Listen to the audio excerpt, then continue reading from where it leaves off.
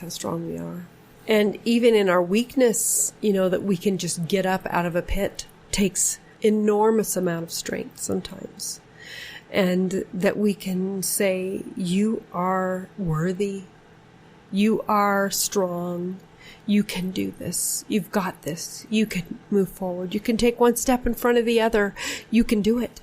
You can do it. And if you feel like you can't, then you find somebody that can help you, that motivates you to do that. Because you can. Yeah. You can. In my struggles, I'm so thankful for you, Tori. I'm so that you have been a thankful friend to me. And I hope that those out there that are listening find someone that they can feel a connection to, that they can feel that they can pour their soul out to and be accepted, be okay, be encouraged, be a woman who is strong, feminine, beautiful, a warrior. And be that friend for that person. Yeah. And we be the friend. And we be to that someone person. else. Yes. That's all that we can need to always be ask. that. Yes, we need to be that. This is a serious issue as we've gone through serious struggles with our children, with ourselves, with our spouses, with our health, lives, with our health, with everything. So I hope that this encourages you to take a step beyond, to be vulnerable, to look yourself in the mirror and tell yourself how valuable and beautiful and powerful that you are. And to also tell your children. Yes. Tell your friends. Yes. And tell other people.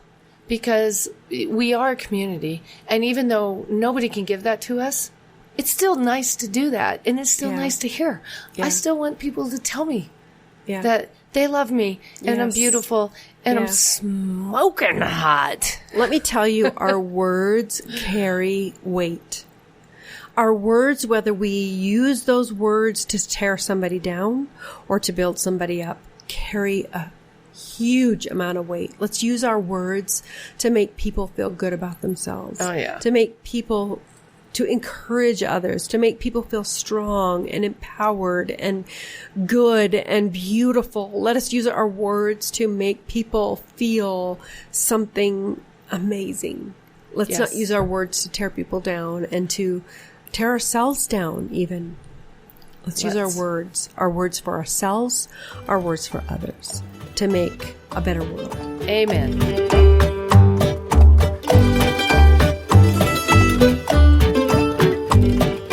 That was at the serious. End of all this. At the end of all this, we still have our wine that we need to review. We need to review the wine. We decided to do it at the end because if we do it at the beginning, somehow we...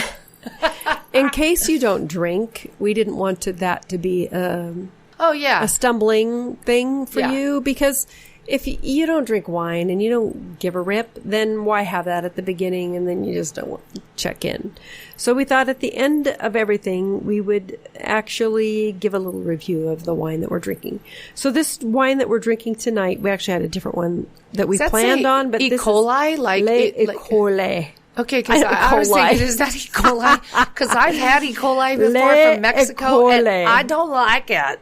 Le Cole number 41. Actually, so this is a Chardonnay from Columbia Valley. I love Columbia Valley because it's a Washington wine. I think 2012. I'm not a Chardonnay fan, but actually, this wasn't bad. I like it. Yeah. I think I like. I'm not a big white wine drinker. I rather have a red, but I think that with hormone issues and all that, sometimes we tend to, as older women, drink a white instead of a red because it affects us less. I don't know. I've been liking some white wines. I've actually been kind of digging them. Yeah, this Chardonnay actually is really good. It's not oaky. Sometimes I don't like smoky oaky Chardonnays, but this is a good one. So I would recommend this L''E Cole. And it's a 2012 Chardonnay. It's actually a very good white wine. I like it. We were trying to give a review of an organic wine. Well, I think we're going to have to kind of delve into that a little more. The one that we tried was not actually the greatest wine. It was very alcohol-y and not a lot of flavor. So we decided not to review that wine because, for whatever reasons, because it wasn't actually that great. Yeah, so I was trying to Google this, and it says Le École, founded in 1983 in the Walla Walla Valley. Oh, I love Walla Walla. That's Washington. I know, and actually, I'm listening to that book, Eastern The Washington. Shack, and he talks about the Walla Walla Valley. Right? A lot. It's a great book. Yes, and so it is one of Washington State's most iconic and oldest family-owned wineries. Very cool. It's housed in the historic Frenchtown School, depicted on our label. We have earned international acclaim for producing its distinctive wines of the highest quality. I love it. I have to say, as a white wine, I love it. It's a great Chardonnay. Yes. It's smooth and not too sweet, a little dry, but not too dry. It's smooth and mellow, and I love it. Yeah. I actually love this one. Yeah, and like I said, I'm not a big Chardonnay fan, but I would drink that and did. I don't know how much this wine costs, but it's probably under $25. So if you want to check out this Le École wine from Columbia Valley, I think it's worth, if you like a white wine and you like a Chardonnay, and you like a Chardonnay that's not too smoky or oaky, this is really a great wine to try. And even in the winter, I mean, we drank this not even chilled. So it's a good wine. It's mellow. And it wasn't chilled because somebody unplugged the the wine fridge. The wine fridge. When we were filming, it's around $26. Okay, so about $26, anywhere between $20 and $26. So for a decent wine, a white wine that might be good. And like I said, a lot of us women would rather do a white wine because red wines can cause us some issues. I think this is a good wine. I think this is a nice wine. And and don't worry, you won't get E. coli from it. Le École. El École. So try this one out. It's a good one. It's a good one. I like it. Okay. Did that lighten that shit up? Because, dude, that was heavy. You know, it was heavy, but sometimes we go through the heavy stuff, and sometimes we are working through some hard things. I mean, it's not always fun and our most embarrassing stories. Sometimes it's where the rubber meets the road and how we feel with our children and with ourselves. Because that's like real life. Yeah. And we're all in this life together. Yeah, and so if it would always, I certainly would love to talk only about fun, but sometimes we need to talk about what's real. Yeah. And, you know, we all work through these issues with our kids and with ourselves. So I hope this has helped you and that you could talk to yourself in the mirror and say, you're amazing. You're beautiful.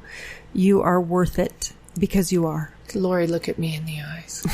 I'm going to get 1 foot away. Lori, you're smart enough. You're strong enough. And doggone it, people like you. Do you know where that comes from? I have to say. Stuart Smalley from Saturday Night Live. I'm smart enough. Gosh. I was thinking of the Help. You know, where she has that little saying she says to the little girl. Yeah. I love that. It's so beautiful. No, this is a long time ago. Stuart Smalley from Saturday Night Live. People are going to remember that. Well, we love you. I'm smart enough, and doggone it, people like me. That's right. We love you guys, and I hope that you find more value in yourself as you look in the mirror and tell yourself how amazing you are. Now, go make good choices. And make good choices. Ciao. I love you. Bye. Everybody get up. This has been Fit and Hippie with Dory and Lori. Until next time, make good choices. Don't forget to share and subscribe if you like our podcast, and you can find us at fitandhippie.com. That's fit in, the letter in, hippie. And you can find me, Lori, at Mom to the Nines, which is mom, the number 2, the word the number 9, and an S.com. And you can find me, Dory, at DoryMatson.com. That's DORI Matson.com. You know, Dory, the fish. Okay.